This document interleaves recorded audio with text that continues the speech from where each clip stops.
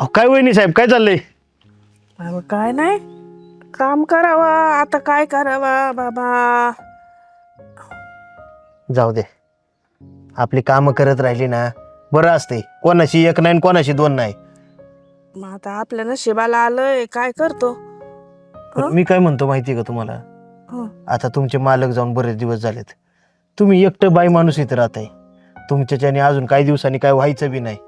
तुम्ही पोराकडे जाऊन का नाही राहत शहराला सर? अरे बाबा कोणाला सांगतो, गेले होते एकदा, अरे दार लावून घेतलं माझ्या तोंडावर. आता काय करू तू सांग मला. बरं आहे का, आता ती सून लोकाची आहे, हे पोरग तर माझं आहे का नाही.